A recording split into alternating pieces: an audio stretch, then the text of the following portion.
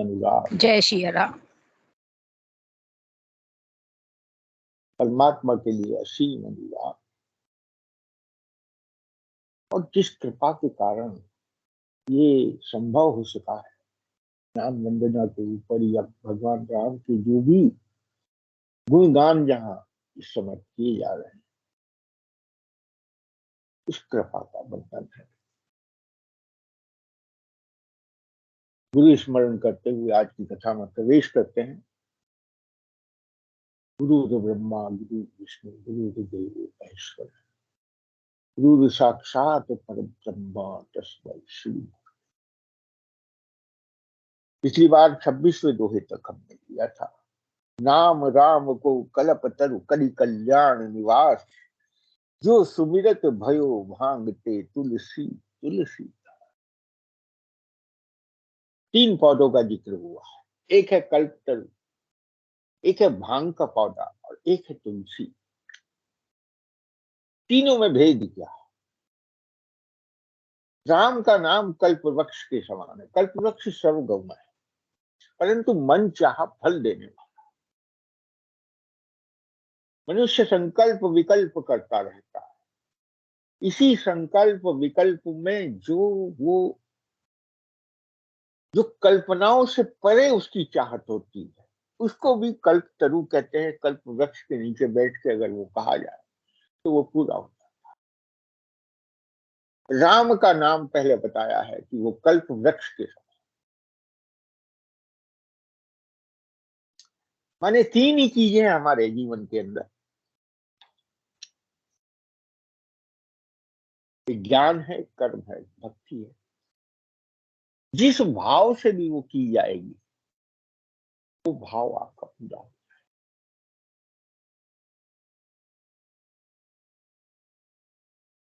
और ये तीनों भाव 3 गुणों से प्रभावित, सत्व गुण से, रजोगुण से और तमोगुण। सत्वगुण प्रधान है इसमें, रजोगुण कर्म का प्रतीक है और तमोगुण निषेधात्मक क्रिया जो है उसकी तरफ बताता है। क्योंकि संसार के अंदर कुछ करने योग्य है, कुछ न करने, जिसको मना किया। अगर हम उसको देखें तो ये हमारी मानसिक स्थिति हमेशा इसी में रहती है। रामचरितमानस के प्रत्येक प्रसंग को मैं इस तरीके से आत्मसात करने की चेष्टा करता हूं कि हमारा जीवन में लक्ष्य क्या है, क्या हम उस लक्ष्य प्राप्ति की ओर चल रहे हैं। क्योंकि अगर हमारी यात्रा है तो निश्चित रूप से हम पहुंचेंगे वहां। क्या लेकिन चल भी पाए हम?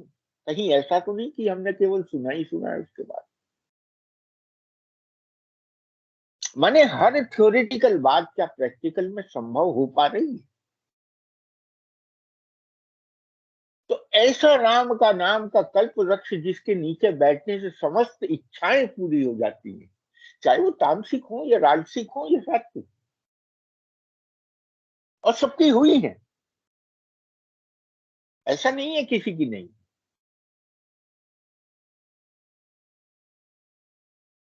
तमोगुण से ही हम रजोगुण की तरफ प्रवृत्त होते हैं, रजोगुण से ही हम सत्वगुण में आते हैं।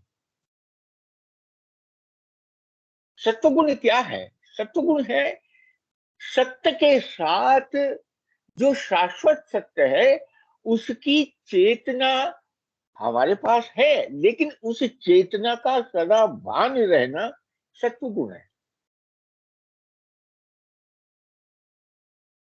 जब इस भाव से हम राम नाम के साथ रहते हैं, राम नाम के साथ किसी भाव से रहिए, अंत में वो ले आएगा आपको सत्वगुण की तरफ। क्योंकि अगले उसमें कहा है, क्या कहा है कि जो जो सुमिरत भयो भांगते तुलसी तुलसीदास। कली का कल्याण का निवास है राम नाम के अंदर। इसीलिए मैंने कहा था कि राम नाम अपना धाम स्वतः तलाश करता है। कलयुग का जो कल्याण रूपी धाम है, कलयुग में कल्याण कैसे होगा? आगे आने वाली चौपाइयों में है सब कुछ इसी में, 8 की 8 चौपाइयां इसी के लिए है कि कलयुग में कल्याण की कौन सी संभावना है, और पहले कलयुग का स्वरूप क्या है, ये अन्य युगों से भिन्न कैसे है। तो कलयुग में कल्याण अगर कहीं निवासित है, कहीं अगर उसको जगह मिली हुई है रहने की, तो वो राम के नाम के अंदर।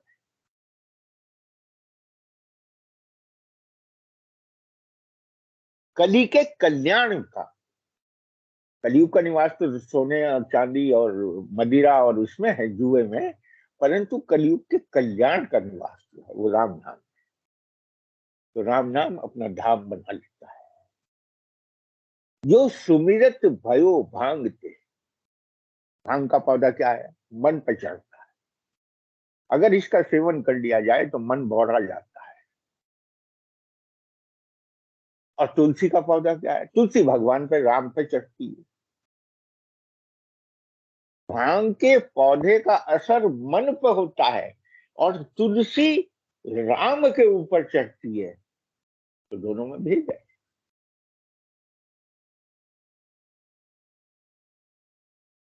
तो यहाँ गोस्वामी जी कहते हैं, मुझ जैसा भांग का तुल पौधा तुलसीदास राम नाम के ऊपर चढ़ने योग्य तुलसी हो गया। मानी राम नाम के ने ऐसा कर दिया कि जो राम जी के लायक बना। भगवान के चरणों में तुलसी रखी जाती है, शालिग्राम जी के ऊपर चढ़ती है तुलसी, भगवान के चरणों में रखी जाती है। भगवान को जो चीज अर्पण की जाती है, बिना तुलसी के भगवान ग्रहण नहीं करते। इसका अर्थ क्या है? शाश्वत में तुलसी क्या है? भगवान की एक्सेप्टेंस तुलसी पर आधारित। माने भगवान के योग्य बन जाता है। हम गांव के रहने वाले हैं, तो हमारे यहाँ एक बहुत, जैसे कहते हैं ना, बहुत गंवारू सी कहावत, जैसे किसी बात को मन से छोड़ना होना। माने किसी चीज में हमारा कोई नुकसान हो गया, या हमें ये पता चला कि भाई ये चीज जो है बहुत कष्टकारी, तो उसको ये नहीं कहते कि राम जी के आश्रय छोड़ दे। हमारे गांव में कहते हैं, अरे इस पर तुलसा जल रख देना। माने जिस पे हमने तुलसी रख दी, वो स्वतः ही राम जी के आश्रित हो गया। माने इस भाव को भी तुलसी रख दे इसके ऊपर। अब किसी का नुकसान हो गया, अब नुकसान होने में जेब कट गई, कहीं कोई नुकसान हो गया, अब वो उसे सोच सोच कर पछता रहा है। तो उसको उससे मुक्त करने के लिए ये कहावत गांव में प्रसिद्ध है कि अरे क्यों सोचता है ज्यादा, इस पर तुलसी रख देना, हो गया, वो काम खत्म हो गया, भगवान ने ऐसी इसका विधान लिखा था, हो गया, भगवान का अर्पण हो गया। शाश्वत उसमें संसार में ये जो शाश्वत संसार है, इसके अंदर ये देखा जाता है, जो वैष्णव लोग हैं वो तुलसी धारण करते हैं। क्यों धारण करते हैं? यहां तक तो बात समझ में आती है कि भाई तुलसी हर भगवान का जो भी भोग हम लगाते हैं, चाहे जल का ही लगाएं, उसके ऊपर चरणामृत हो, उसमें भी तुलसी, हर चीज में तुलसी। वो जो कंठ पे तुलसी धारण करते हैं, या तुलसी की माला विधान है, ये सब क्यों है? क्योंकि तुलसी का अर्थ है कि परमात्मा को अर्पण कर। हमने ये शरीर भी परमात्मा, ये कंठ जो वाणी है ये भी परमात्मा को अर्पण। मस्तक पे तुलसी का तिलक है, माने मस्तक के समस्त विचार परमात्मा को अर्पण।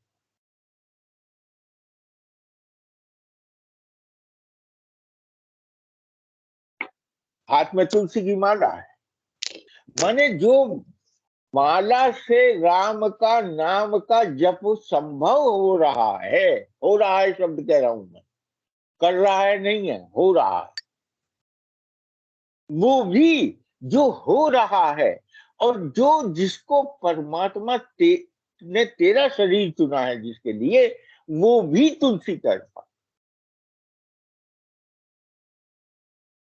इसीलिए शायद मैंने पहले सत्संग में कहा था, हर अगला राम का नाम जो है ना, वो पिछले राम के नाम से जुड़ा,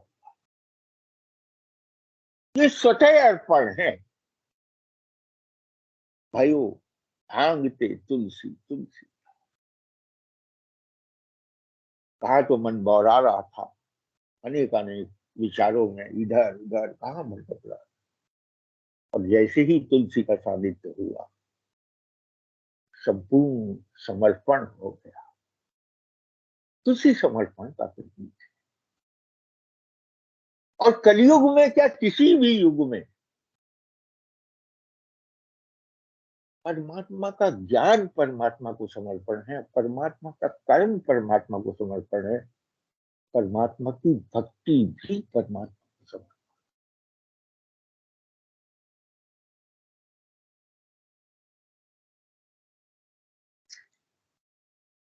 समर्पण कौन कर पाएगा?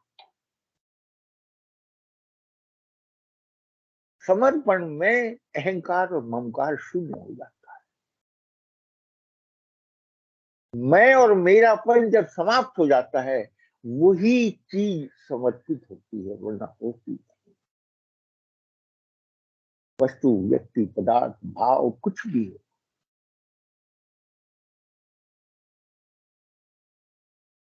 न मन से छूटेगी, न हाथ से छूटेगी, न शरीर से छूटेगी। अगर संसार में छूटने की प्रक्रिया है, तो वो समर्पण पर आधारित है। वो केवल और केवल जब तक जो चीज नहीं छूटती, जब तक मनुष्य की ममता और अहमता, जब तक ये नहीं छूटती, तब तक मनुष्य समर्पण जो है तत्व से पहुंचती।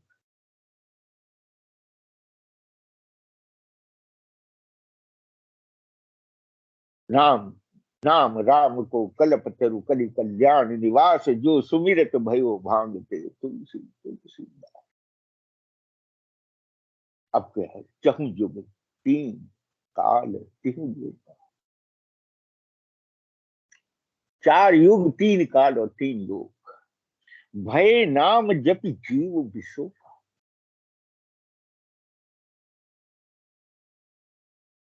नाम कहाँ रहता है? भय नाम विशोक, जहां शोक है ही नहीं, वहां राम का नाम है। और ये चारों युगों में, तीनों लोकों में और तीनों कालों में। पहले चार युग कौन से, आगे आएगा। तीन काल कौन से हैं?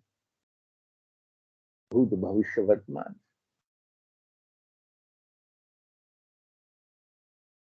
भूतकाल राम नाम, जो था अब तक वो भी राम का नाम था, जो है वो भी राम का नाम है, और जो आगे आने वाला है वो भी राम का। राम नाम के अतिरिक्त ना कुछ था, ना कुछ है, ना कुछ होगा। जब तीनों में ये संभावना, तीनों में ये भाव हो जाता है, तो भय शब्द होता है।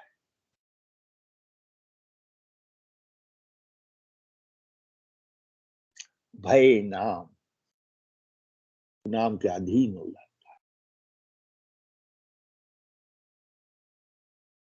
तीन लोक कौन से? एक लोक वो जहां पाप और पुण्य रूपी कर्म किए जाते हैं।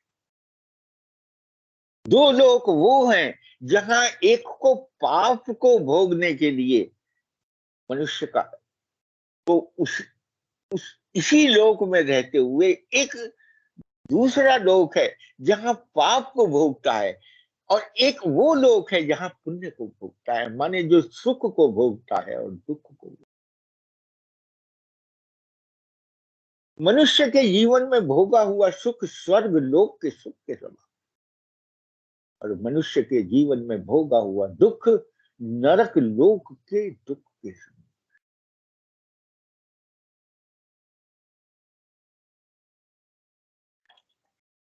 परंतु सुख और दुख कर्मों का खेल है।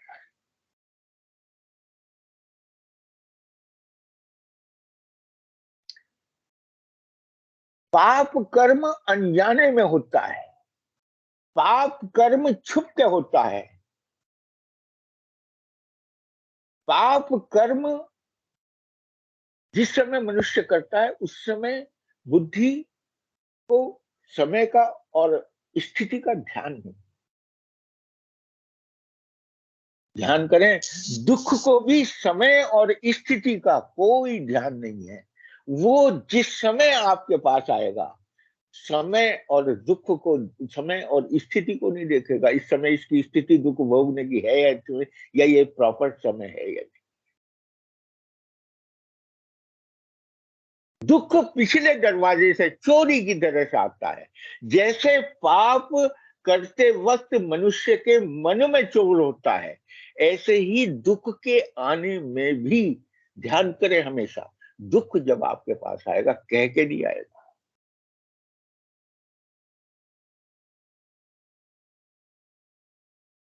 और सुख पुण्य का परिणाम है। पुण्य करने से पहले मन में आता है, और मन में आने के बाद में जब वो क्रियान्वयन में होता है तो शोर मचाता है।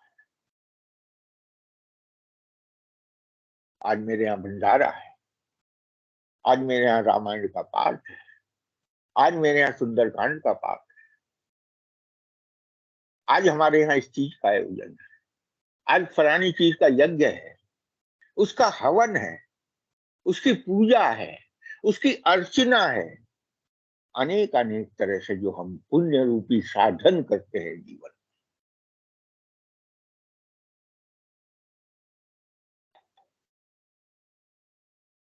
चाहे ध्यान के रूप में हो, चाहे पूजा के रूप में हो, चाहे अनुष्ठान के रूप में हो, चाहे संस्कार के रूप में हो, ये सब पुण्य कार्य है। इनको सबको अच्छी तरह से विदित होता है। तो इसलिए इस पुण्य का प्रभाव जब सुख होता है ना, वो शोर मचाता आता है। कहां से शुरू होता है? कहां से शुरू? सबसे पहले धन आता है, उसके बाद धन के साथ साधन आते हैं, सारे भोग के साधन आने से पहले सबको पता चल जाता है। बंधु बांधव रिश्तेदार मोहल्लेदार सबको पता चल जाता है। अच्छा भवन, अच्छी गाड़ी, अच्छा रहन, सब कुछ जो भी इसमें चोरी, इसमें छुपता नहीं है कुछ। सुख अपने आप में स्वयं बटने के लिए आता है, सुख का स्वभाव है। क्योंकि पुण्य का फल एक को नहीं मिलता, पुण्य में सहभागी बहुत होते हैं, लेकिन दुख का सहभागी कोई नहीं होता। दुख को केवल वही भोगता है जो जो पाप करता है।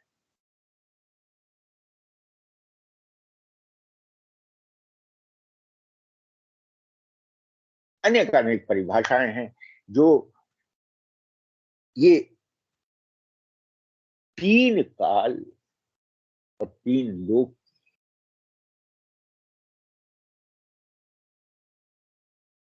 मनुष्य लोक को समझता नहीं। कौन से लोक हैं? यही तीन लोक है। इसमें एक ऊपर का है, एक वर्तमान है, और एक नीचे का है।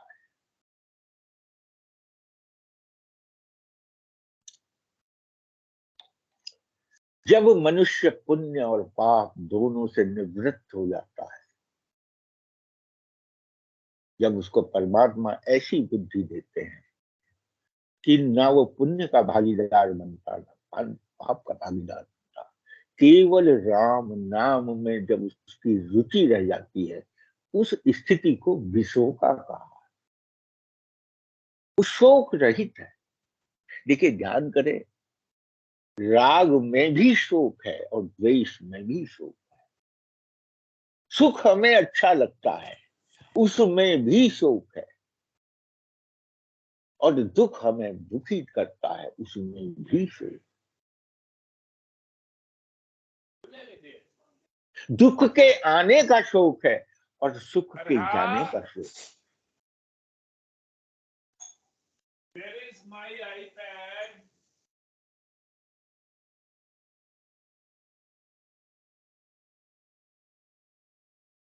ये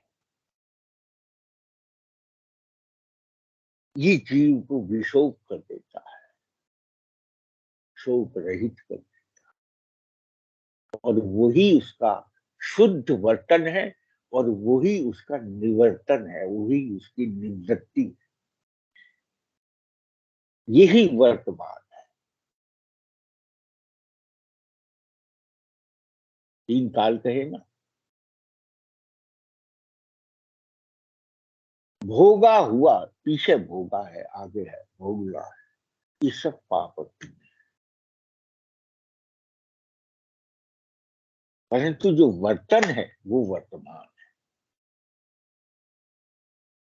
वर्तन नाम के आधार पर शुद्ध। चहु जुग तीन काल तिहु लोका, भय नाम जप जीव विशोका, वेद पुराण संत मत ए। अब पहले तो कहा जो जो सृष्टि का चार युग, तीन काल और तीन लोक। अब कहा जो ब्रह्मा जी द्वारा लिखा गया है, जो शब्दों में अंकित है, वो है चार वेद, 18 पुराण।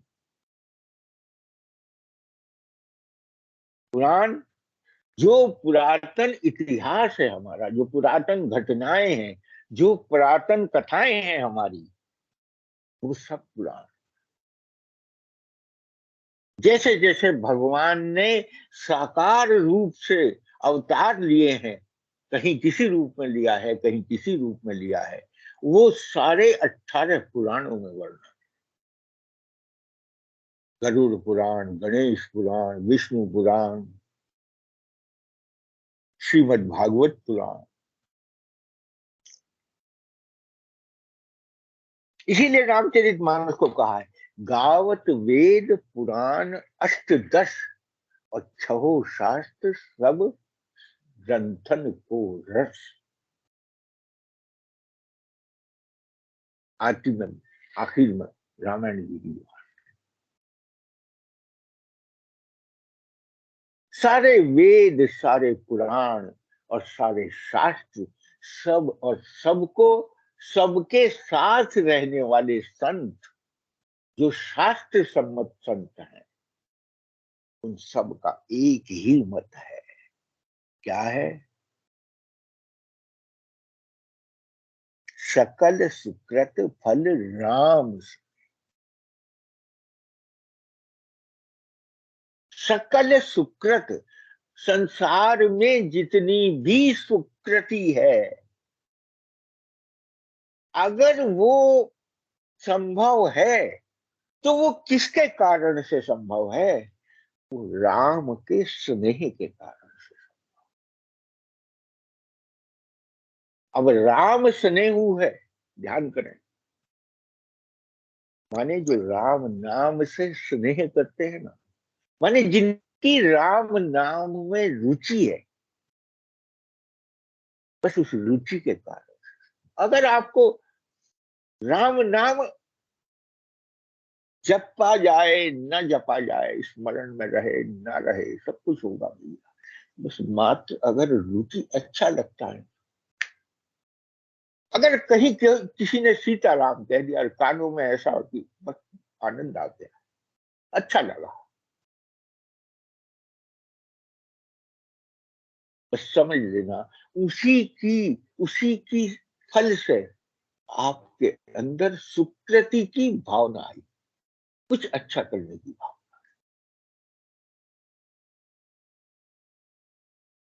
जीवन में कभी भी इस बात को हमेशा ध्यान रखना, जीवन में कभी भी कुछ अच्छा करने का मन करे, आपका मन नहीं, इसका समझ लेना कि राम का मन,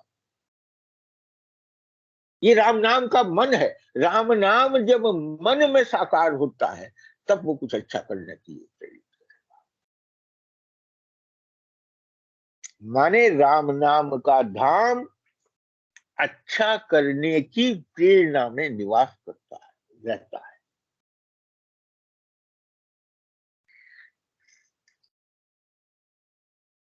ये सारी चौपाइयां राम नाम के धाम की। ध्यान प्रथम युग मख विधि पूजे, 4 युगों का भी यहाँ वर्णन किया गया है, जो ऊपर कहे गए चहु युग, सतयुग, त्रेता, द्वापर और कलयुग। सतयुग का प्रथम एक ही लक्षण था, अगर भगवान को प्राप्त किया जा सकता था तो ध्यान से, तपस्या। समस्त ऋषि मुनियों ने, जितनों ने भी तपस्या से भगवान को प्राप्त किया है, वो सब सतयुग की कहानी है। सतयुग के ही ऋषि हैं सारे, अनेक अनेक तरह से तपस्याएं की है, किसी ने कितने हजार वर्ष, किसी ने कैसे, किसी ने कैसे।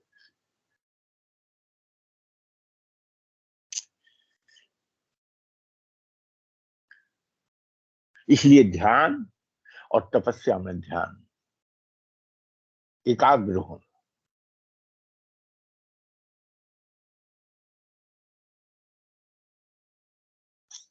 इसका योग से संबंध है, मुद्राओं से संबंध है, शारीरिक चेष्टाओं से संबंध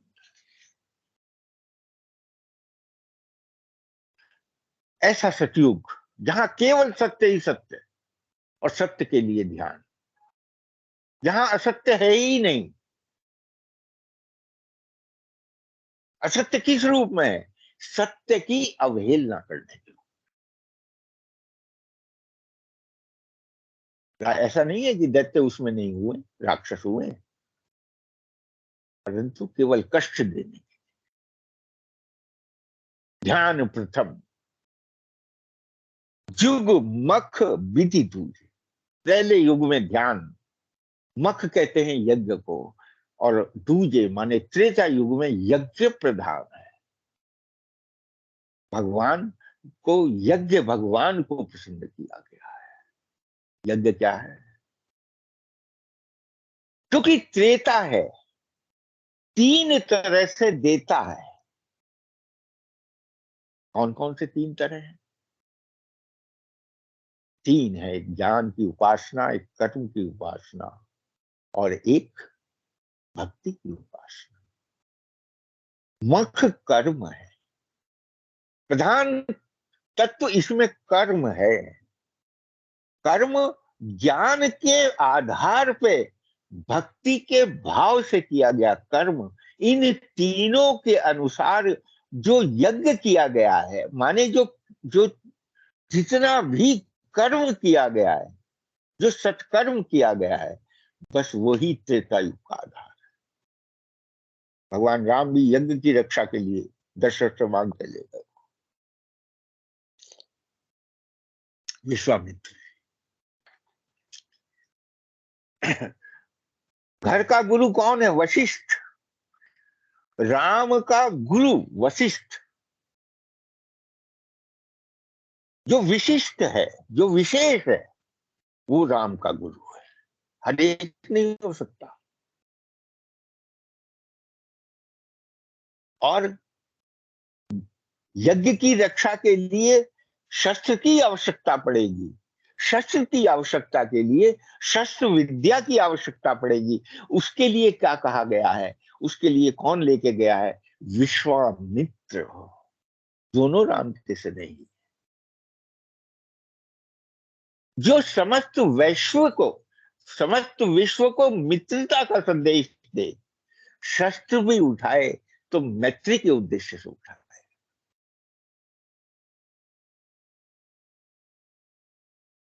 यज्ञ रूपी कर्म की रक्षा मैत्री के उद्देश्य से हो, विध्वंस के उद्देश्य से ना हो। भगवान राम ने जब भी शस्त्र उठाया है, मैत्री के लिए उठाया है। चाहे वो सुग्रीव के लिए उठाया है और चाहे विभीषण के लिए उठाया है, मैत्री धर्म का भगवान ने पूरा पालन किया।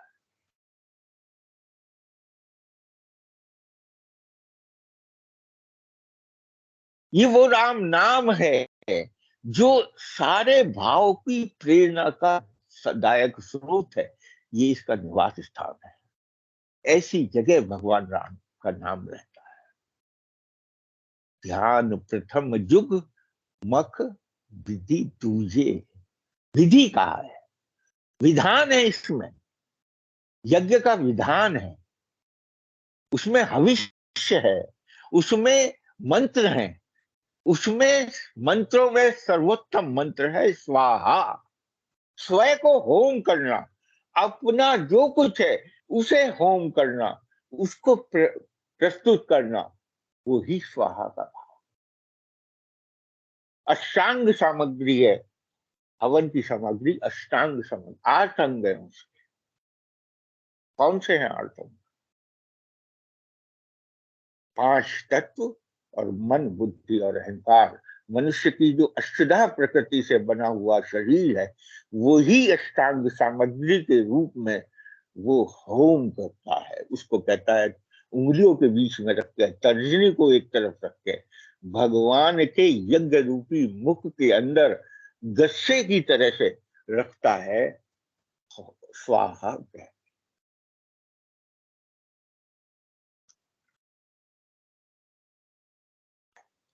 यज्ञ एक विधान, इसलिए विधि कहा। ध्यान प्रथम मख विद दूजे, द्वार पर परितोषित प्रभु पूजे। द्वापर में प्रभु की पूजा की गई। प्रथम पूज्य भगवान कृष्ण को माना है राजसूय यज्ञ।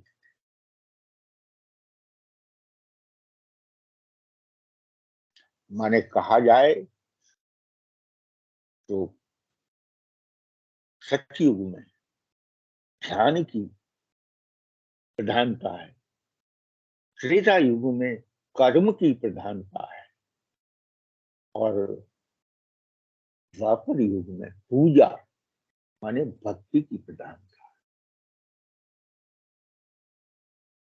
पूजा में भक्ति की आवश्यकता है, कर्म में कर्म में बोध की आवश्यकता है, और ध्यान के अंदर समझ लेना कि ध्यान के अंदर तत्व की आवश्यकता है। परमात्मा का स्वयं का तत्व है जिसे परम तत्व कहा। अगर हम इसे अपने जीवन से जोड़े तो हमारे जीवन में भी ये 3 गुण है।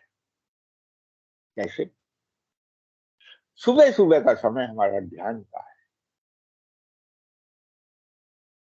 उसके बाद हमारा यज्ञ शुरू होता है,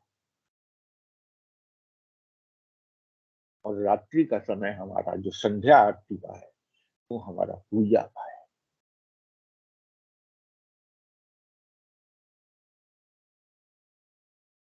ये 3 दिन के 3 पहर इस तरह से निकाले हैं।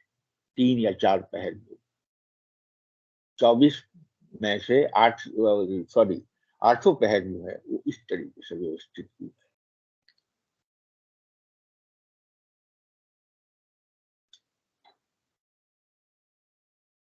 कली केवल मल मूल मलिना। 3 युगों की तो बात हो गई, अब कली क्या है?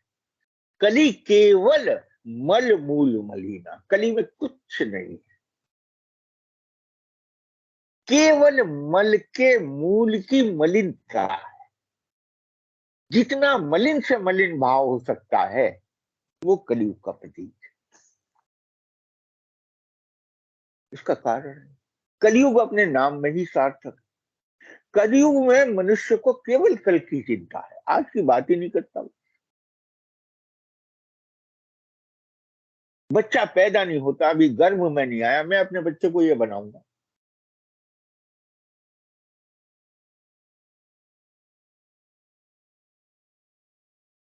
मैं तो देखता हूं चारों तरफ, हर आदमी कल के लिए परेशान।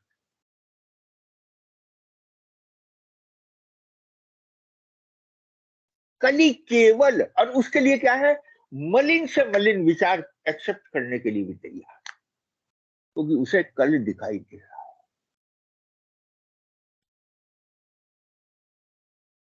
कली केवल मल मूल मलिना, मति को मलिन कर दिया कि पाप पयोनिधि जन मन मीना। और उससे हुआ क्या कि पाप रूपी समुद्र के अंदर पहुंच गया। पाप अकेला नहीं है, समुद्र की तरह से है, और उसमें उसका मन जो है वो मछली की तरह से है। अब मछली में एक पक्षीय प्रेम होता है। अब पाप का समुद्र पूरा का पूरा पाप का जल भरा हुआ है, उसमें मछली है। उस मछली के मन में क्या है, एक ही भाव है, अगर तू इससे बाहर निकलेगी तो मर जाए। इसलिए पाप से बाहर निकलने नहीं देता मन को वो।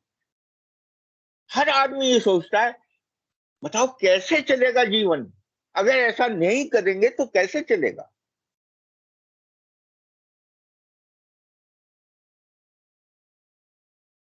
क्या दृश्य उपस्थित किया है एक ही चौपाई में, कली केवल मल मूल मलीना, और पाप पयोनिधि जन मन मीना।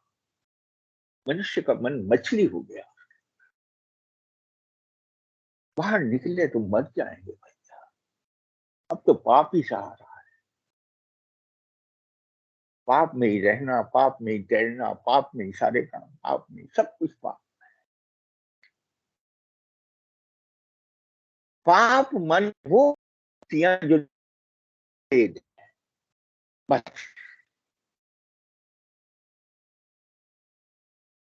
समस्त वर्तन ऐसा रहे।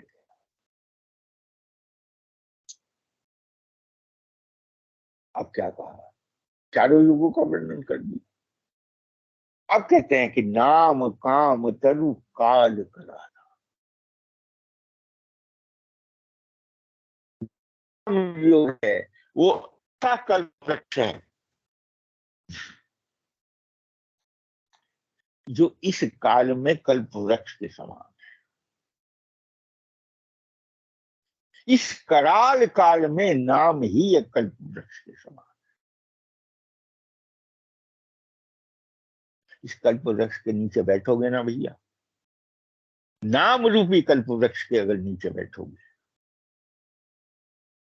तो समझ लेना, नाम रूपी कल्प वृक्ष के नीचे बैठ के तो नाम ही मिलेगा।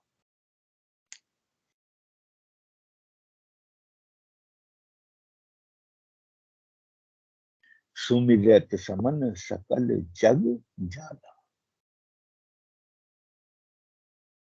और सबसे पहले इस कल्प वृक्ष के नीचे बैठने का जो भाव मन में आता है वो है इसे सुमरने का। जो स्मरण करते ही जीव को सारे संसार के जंजाल से मुक्त कर देता है। राम नाम कली अभिमत दाता, एक मत से कहा है, कलयुग में अगर कोई दाता है तो राम नाम है। क्यों? क्योंकि हित परलोक लोक पितु माता। परलोक मैंने अभी कहा, दोनों लोग कहें, उनमें तो ये हित करेगा, सुख भोगते हुए भी हित करेगा, और दुख भोगते हुए भी आपका हित, उस आपके हित को ध्यान में रखेगा, आपका अहित नहीं होने देगा। और इस लोक में वर्तन करते समय ये आपकी रक्षा माता और पिता की तरह से। दो अक्षर है ना इसमें, एक रा है एक माँ है। रा अक्षर बाप है और माँ अक्षर माँ है।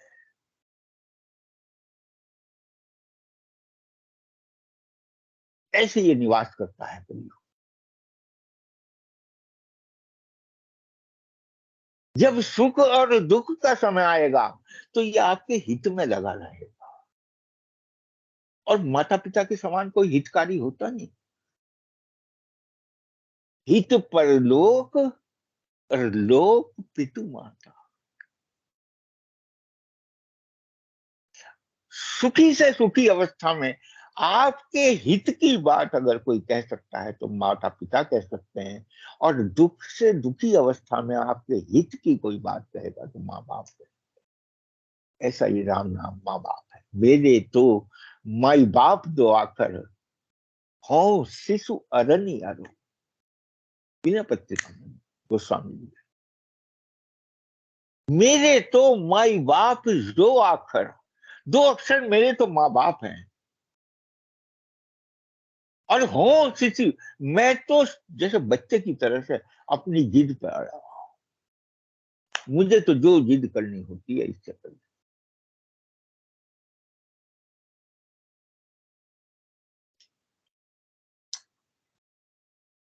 राम नाम कलि अभिमत दाता, हित पर लोक लोक तुम्हाता, नहीं कलि कर्म न भगत विवेक। तीनों को अलग कर दिया।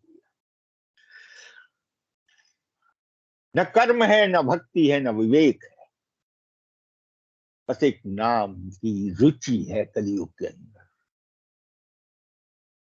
नहीं कलि कर्म न भगति न विवेक, तीनों को नकारा है।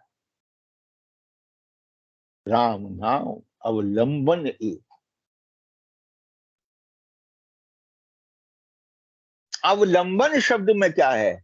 अवलंबन में एक तो है, दूसरा चारा नहीं है, एक है अविलंब। इसमें देर मत करना। इसमें विलंब नहीं होना चाहिए, क्योंकि कलयुग में आपके पास समय बहुत कम है। न सतयुग जैसी आयु है, न त्रेता जैसा शुद्ध कर्म है, न द्वापर जैसी भक्ति है। द्वापर में कृष्ण की भक्ति जो है वो अभूतपूर्व है। राम जैसा कर्मयोग, हनुमान जैसा कार्मिक, उसका योद्धा कर्मयोग का अद्वितीय है, कोई दूसरा नहीं। दासों में दास अगर है तो हनुमान है। परंतु कलयुग में आपके पास कोई चारा नहीं। कलयुग में कोई चारा नहीं है, और इसलिए कोई चारा नहीं है तो फिर देर किस बात की? राम नाम अवलंबन एक, माने अविलंब। अब जब कोई चारा नहीं है तो जल्दी दिखावे डॉक्टर। ठीक यही होगा, बहुत जल्दी कर। काल नेमि कली कपट निधान हो। अब कली का स्वरूप क्या है? कलियुग में ऐसे ऐसे साधु मिलेंगे जो काल नेमि के समान है, जो कि आप देख रहे हैं। रूप बदल के, वेश बदल के, काल नेमी की तरह से भगवान के काम, भगवान का रूप, भगवान के भक्त का रूप धारण करते हुए सहायता किसकी कर रहे हैं? रावण की। सारे आपको ऐसे ही मिलेंगे यहाँ कलयुग में, चाहे पॉलिटिशियन हो, और चाहे आपके भक्ति मार्ग के हो, चाहे राजर्षि हो, सब ऐसे ही मिलेंगे। हाँ, एक्सेप्शन होंगे जरूर। क्यों? क्योंकि नाम सकल समरथ हनुमान। नाम जो है हनुमान है। नाम सकल समर्थ है। नाम जो है उसे पहचानने में देर नहीं लगेगा और उसे नष्ट कर देगा, और जो वास्तविक साधु होगा उसको उजागर कर।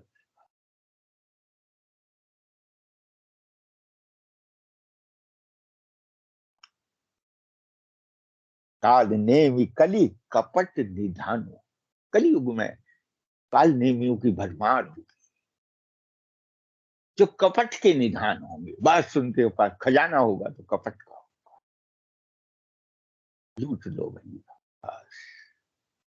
नाम सुमति समरथ हनुमान। लूट यहां भी है, लूट वहां भी है।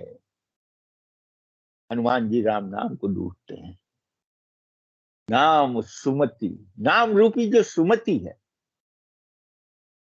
उस समर्थ हनुमान, हनुमान के समान समर्थ है।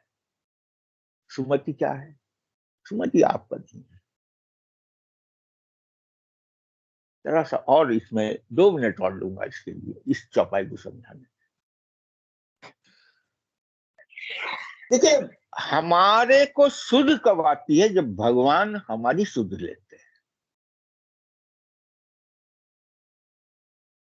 ये कुछ शब्द ऐसे हैं, साधु, साधन, सिद्धि, ये सब चीज एक दूसरे से रिलेटेड है।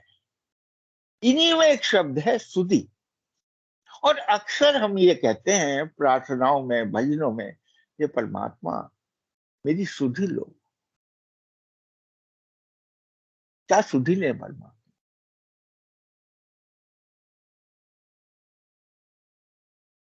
परमात्मा मेरी सुध लो का अर्थ ये नहीं है कि परमात्मा, आप कहते हैं कि परमात्मा मुझे शुद्ध करो।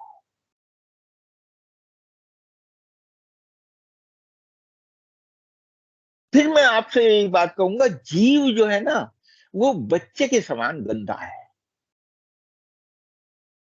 जैसे गर्भ से बच्चा बाहर आके बिल्कुल सना हुआ होता है, और उसको जो भी व्यवस्था है बिल्कुल साफ सुथरा कर दिया जाता है, बिल्कुल वही नाम रूपी धाय जो है, वो उसको साफ सूफ कर देती है। यही परमात्मा की शुद्ध है। परमात्मा जब शुद्ध लेता है ना, तो नाम में रुचि ले ले, और कुछ नहीं करता वो, केवल नाम आपको अच्छा लगने लगेगा।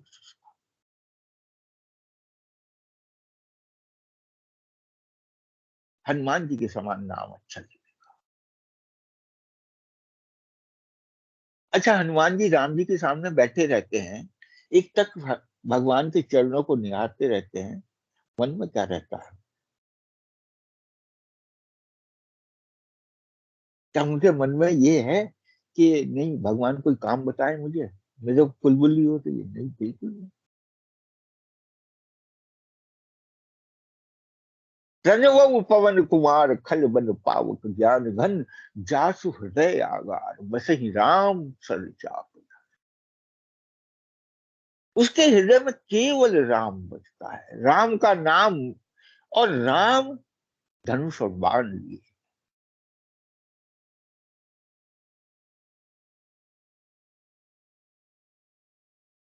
इसलिए कहा है नाम सकल समरथ हनुमान। अगर नाम भगवान ने रुचि दे दी नाम की ना, तो समझ लेना भगवान ने आपकी सुध ली।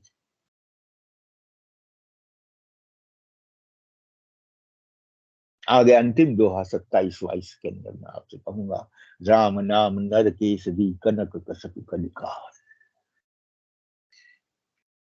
राम नाम जो है वो नृसिंह भगवान की तरह से है, और कलयुग जो है वो हिरण्यकश्यप जैसा राक्षस। और जापक जन पहलाद जिमि पालत दलि दरुषा सुरसा, हाल ही दलि सुरसा।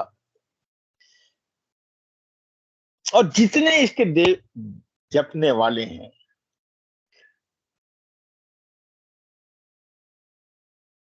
वो देवताओं के शत्रु, जो हिरण्यकश्यप रूपी कली काल है,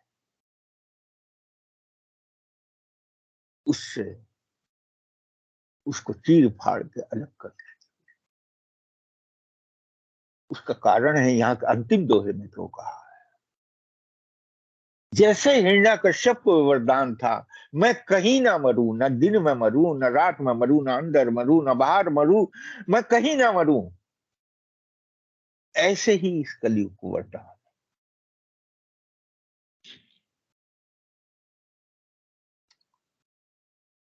ये तथ्य से राम का विरोधी है, इसलिए मरता नहीं आसानी से। और इसको मारने के लिए नृसिंह भगवान की आवश्यकता है। माने आधा पुरुष आधा पशु, आधा मनुष्य आधा पशु।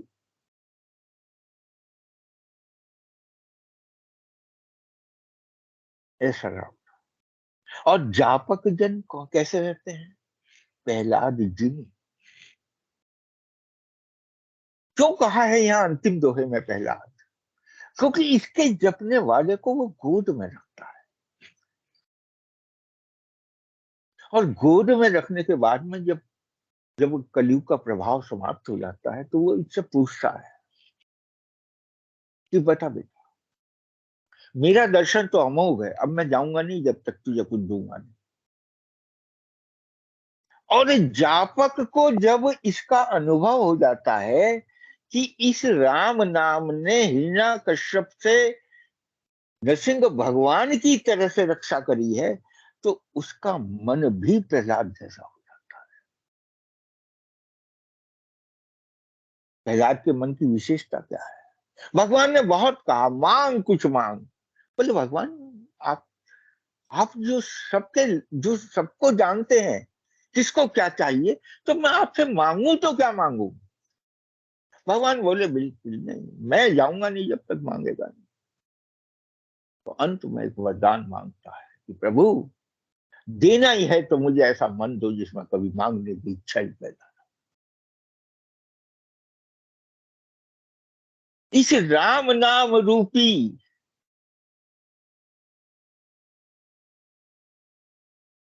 नृसिंह भगवान की गोद में रहते रहते रहते रहते ये भाव कर देंगे वो कि मेरे मन में कोई कभी मांगने की इच्छा ही पैदा ना हो। ऐसा कर, ये है निष्काम भक्ति। तो यहां मैं अपनी वाणी को विराम दूंगा और सभी से आज इस प्रसंग को, इसमें 2-3 चौपाइयां और हैं, और जैसे भी सुविधा होगी मैं बात कर लूंगा अगले प्रसंग के लिए कहाँ से लेना है, कैसे लेना है। और इसमें जो सबसे सुंदर चौपाई है, भाई को भाई अनक आलस हूं नाम जपत मंगल दिशि। भाव से अनक से आलस्य से, इसलिए कभी परवाह मत करो, नाम जपो। मन लगे ना लगे कैसे भी हो, जैसी भी अवस्था हो, भाव हो कुभाव हो, क्रोध, थोड़ा सा गुस्सा भी हो, आलस्य भी हो, नाम को मत छोड़ो, क्योंकि ये 10 दिशाओं में मंगल, हर दशा मंगल में करता है। और मोदी सुधार नहीं सो सब भांति, जा सुकृपा नहीं कभा आती। आप में हमेशा सुधरने की चेष्टा रहेगी कि निश्चित रूप से है अगर राम नाम का सहारा। आप अपने को कभी पूर्ण नहीं मानोगे। ममत्व और अहम दोनों से मुक्त रहोगे। राम नाम के लिए समर्पित व्यक्ति कभी भटकता नहीं। आज ही मैं दोपहर कर रहा था, कबहू के बिगड़े ना सुने रामचंद्र के दास, कभी बिगड़ता नहीं इसका दास हुआ है। इतना कहकर मैं अपनी वाणी को विराम दूंगा। सीताराम सीताराम सीताराम। प्रणाम अंकल, चरण स्पर्श। थैंक यू, थैंक यू, धन्य हो अंकल। इतना सुंदर ब्यूटीफुल सेशन। सबसे पहले हम हनुमान जी को विदा करते हैं। कथा समापन होते है, सुनो वीर हनुमान, राम लखन सिय जानकी, करो सदा कल्याण, सियावर राम जय जय राम, मेरे मन बसियो सीताराम। प्रणाम चरण स्पर्श। बहुत सुंदर अंकल, इतना सुंदर जो आपने नाम की महत्ता हमें बताई है ना, जो अपने कल्प तरु से प्रारंभ किया नाम की महत्ता को, और बताया कि हमारे मन चाहा वर देने वाला है। तो हम अपने परम पूज्य गुरु जी को हमेशा देखते हैं, वो इतने सारे हमको बोलते हैं कि अब नाम चैंटिंग करो, ये नाम चैंटिंग करो, ऐसे नाम चैंटिंग करो। और गुरु जी बड़े एकदम सरल भाव से बताते हैं, वॉक कर रहे हो तो चैंटिंग कर लो, खाना बना रहे हो किचन में तो चैंटिंग कर लो। मतलब ऐसा नहीं है उसके लिए आपको कोई प्रॉपर प्लेस बनाकर चैंटिंग करनी है। हाँ, बस एक ड्राइविंग करते वक्त आपको चैंटिंग नहीं करनी है, वो गुरु जी की इंस्ट्रक्शन है। बाकी कुछ भी आप कर रहे हो, आप अपना नाम, राम का नाम जपते रहिए। आपने सिद्धि विनायक अष्टोत्तर बोला है, राम का नाम बोला है, जो भी आपने माला हाथ में उठाई है वो आप जपते रहिए मन से, बिल्कुल पूर्ण भाव से। और जो आपने बड़ा अच्छा बताया अंकल आज की, जो ये हमारा अहंकार और ममकार है ना, बस यही हमको ईश्वर से दूर रखता है। बड़े सारे एग्जाम्पल्स आते हैं हमारे यहाँ। सबसे पहले तो दामोदर लीला में ही हम देखते हैं कि भगवान को जब रस्सी से बांधा गया तो 2 अंगुल वो रस्सी कम रह जाती थी। बार बार यशोदा माता भगवान को बांधती और बार बार वो रस्सी कम पड़ जाती। तो संतों का कहना ये है कि वो 2 जो अंगुल रस्सी कम पड़ रही थी वो हमारा अहंकार और हमारा ममकार था। काकभूषुंडी जी ने भी अपने उत्तरकांड में बताया है कि जब वो भगवान के पेट में चले जाते हैं, पहले वो उड़ते हैं, भगवान उनको पकड़ने की कोशिश करते हैं, तो 2 अंगुल का दोनों में डिफरेंस रह जाता है। 2 अंगुल का डिफरेंस क्या है कि जब हम भगवान को शरणागति नहीं करते हैं। परम पूज्य गुरु जी के चरणों में जब शरणागति हमारी नहीं है, क्यों नहीं है? क्योंकि हमारा अहंकार, हमारी ईगो बहुत बड़ी है, हमारा ममकार, हमारा मोह बहुत बड़ा हुआ है, और इसी के कारण जो हमारी शरणागति है वो हमारी पूर्ण नहीं हो पाती है। बहुत सुंदर अंकल, आज हमने जो 27.1 तक हमारे दोहे हुए हैं वो बहुत अच्छा है। मैं सभी महात्माओं देवियों से विनती करूंगी, किसी को कुछ भी शेयर करना है, किसी का कोई प्रश्न है तो प्लीज आप अंकल से पूछिए। कोई डाउट है, आपके टेक अवेज हैं। इतना अच्छा सेशन होता है तो हमें कायदे से अंकल से कुछ ना कुछ पूछना, कुछ अपने डाउट्स को क्लियर करना चाहिए।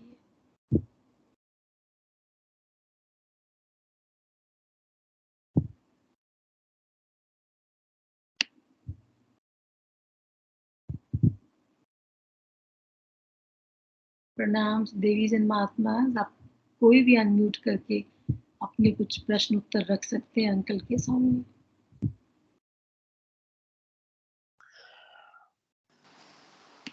प्रणाम, जय श्री कृष्णा, जय श्री राम। अंकल जी को कोटि कोटि प्रणाम। मैं पहली बार सुन रही हूँ आपका सेशन। अभी अंकल जी ने तुलसी के बारे में बताया, तो क्या कहते हैं गणेश जी को तुलसी चढ़ सकती है कि नहीं चढ़ सकती? पहले तो ये पूछना चाहूंगी। वैष्णव पद्धति के अंदर भगवान विष्णु की हरिप्रिया है, जी हरिप्रिया नाम है इसका। तो भगवान जी विष्णु की आराधना के अंदर तुलसी को कहते हैं। हनुमान जी पे तुलसी चढ़ती है, और शंकर भगवान पे भी भुवनेश्वर में मैंने जो शंकर भगवान का मंदिर मतलब दर्शन किया है वहां पे, तो वहां भगवान शंकर के शिवलिंग का भी तुलसी से श्रृंगार होता है। तो जब ये तुलसी ऐसा पवित्र, ये वनस्पति नहीं है, ये स्वयं को अर्पण करने का भाव है। मैंने तो पहले गणेश जी, कहा। जैसे हाँ गणेश बिल्कुल, जी आराम से चढ़ाई। जी देखिए भगवान के चरणों में तुलसी। गणेश जी को अगर आपके इष्ट गणेश जी हैं तो गणेश जी के रूप में चढ़ाइए।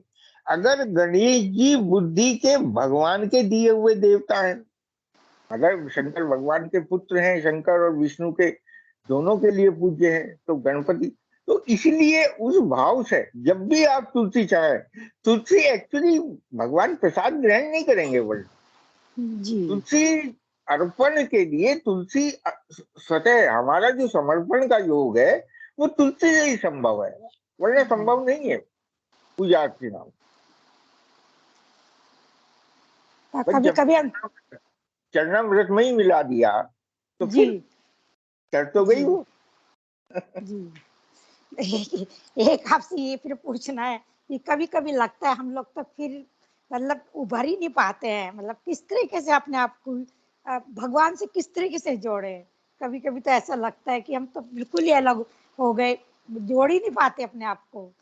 तो देखिए जोड़ने में दिक्कत क्या होगी? अभी अभी उन्होंने कहा कि भगवान को बांध नहीं पा रही यशोदा जी। अब भगवान बंधे कैसे? बंध तो गए, लेकिन इतने में बरसाने से एक रस्सी आई, राधा जी ने भेजी, बोले आज लीला कर रहे हैं ठाकुर, आज माँ के बांधने में नहीं आ रहे हो, तो ये रस्सी जाके यशोदा जी को दे देना, कि बोले इसे जोड़ लो, बंध जाएंगे।